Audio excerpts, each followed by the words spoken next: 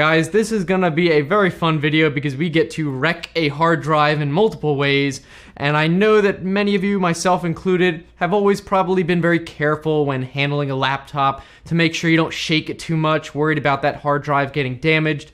But you may have wondered, I know I have, about just how much damage can you really do by shaking a hard drive, and how hard would you really have to shake it to completely break it. So that's what we're gonna do today, and we're gonna kind of take things to the extreme. And not only are we just going to shake it by hand, the boring way, we're gonna actually use a specialized piece of equipment known as a vortexer, normally used in scientific laboratories to mix things and basically just shake the hell out of whatever you put on it. And yes, of course, we're going to strap a hard drive to it. Oh, and yeah, obviously while it's running. And you can see on this particular vortexer, there are 3 settings for 1000, 2000, and a maximum of 3000. And just for a little bit more fun, we're gonna throw in a few surprises towards the end, so I think you guys are gonna enjoy this one. So why don't we just jump right in? So let's take a look and I'll explain the setup pretty quickly. I have a laptop, and in there I attached a SATA extension cable so I can plug the hard drive directly into the motherboard. So the drive is not running off USB or anything, it's booting just as if it was inside the computer. And this drive I'm gonna be using is a 2.5-inch 7200 RPM drive.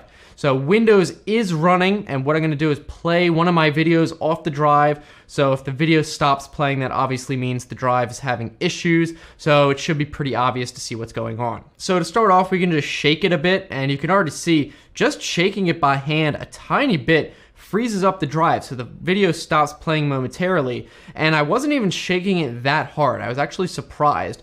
And of course, it does go back right away and start playing again. So this doesn't kill the drive, obviously, but it does freeze it just a bit. And I believe what's going on is most modern hard drives, I think, have some sort of features in there that kind of freeze the drive head if enough G-force is applied, and that's just a common sense safety feature in there. And also, we can bring up the resource monitor and use that to kind of look at the drive stats while this is being shook.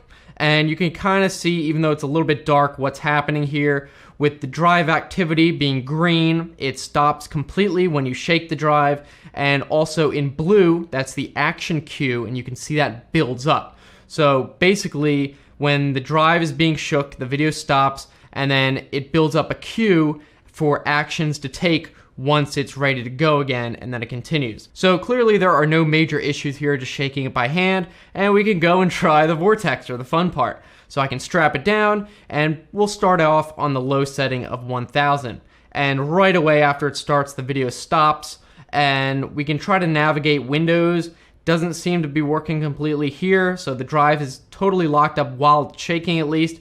But Windows, it hasn't crashed completely or anything. Windows is still running in the RAM and all that. And I did click on a few things in the Explorer, and after I do stop the shaking and give it a second, you'll notice that both the windows I tried to open before open now because it queued up that, and then it loads it off the drive once it's ready. Now we can try it again at 2000, and obviously if it stopped at 1000, it's stopping again at 2000. And I was actually able to open a Explorer window here, but again it freezes when I try to navigate into another folder, and then it loads when I stop it, so no surprises there. So now at this point, let's try the maximum of 3000, and it shook it so hard here that the cable pretty much fell out right away. It wasn't secured enough. I tried to plug it back in before Windows crashed or anything, but it didn't like that. I still had to restart the computer, and luckily it did actually boot again, so we can keep going and do more tests. So this time I repositioned it with a rubber band to hold the plug-in better. So I put it back on max after it was booted again and let it go for a little while, stopped and started it, but I could not get it to kill the drive completely. It kept recovering, at least for now. There's a little bit more we're gonna do in a bit. Now I did take some super slow motion footage of the drive shaking at 960 FPS, so that's pretty cool to see here. And it does really bounce this thing around like crazy. I was actually a little bit more surprised about how much vigor this thing had. And again, you can see the cable fell out this time too, and the drive just kind of flew off to the side. So this thing was really getting knocked around. I put it back on, more secured, and again, you can see it's getting knocked up and down and sideways every which way. It's not just being spun around. This thing's really taking a beating. Now, before we get to some of the really crazy stuff, I thought I would do a quick test the same way with an SSD, a solid state drive.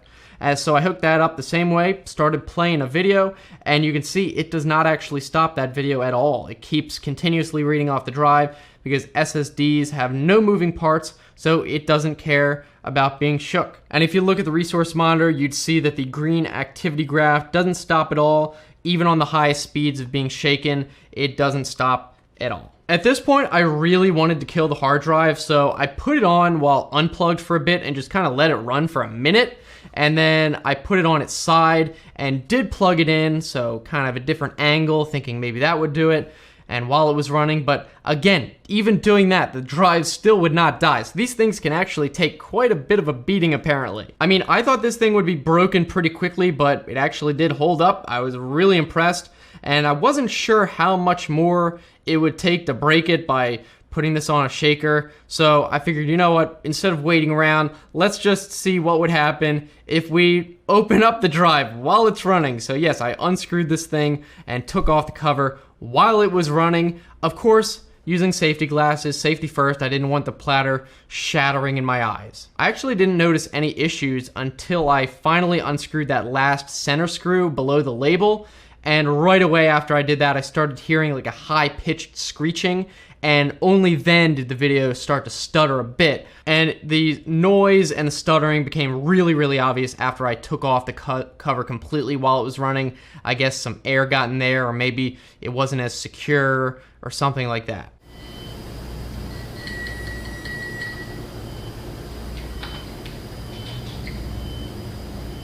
Now, I bet you guys know what's coming next. Obviously, we have to put this thing on the shaker while open, while running. It is the natural next step, right? So here is a super slow motion view of that happening. It's open, running on the shaker, and you'll notice it does stop moving the drive head when it's wobbling. So that's kind of what I expected was going on before. But at some point, you can see the drive head at least once wobble back and forth a bit, and maybe even drift a tiny bit more towards the center of the drive. So it does seem to be doing something. And I also took another one of a super close-up, slow motion, and kind of forgive the reflection of the light. And there's actually nothing too interesting here. I tried to restart and stop the shaking while it was moving pretty quickly so it wouldn't have too much time to stay stopped, but even then the drive seemed surprisingly stationary. Now, obviously this drive is not usable anymore, it's completely useless, and I wondered if it would actually boot after all this, and the answer is no, it does not boot. It just makes a horrible screeching sound and then crashes before Windows can even boot. And you can actually hear it click a few times if you listen closely. The drive head is slapping something in there. I don't know. This drive, we killed it basically, but it was not necessarily from the shaking. It was probably just from opening it up. So yeah, I think that concludes the experiment. آونگ نماینده رسمی برترین برندهای رایانه‌ای و شبکه در ایران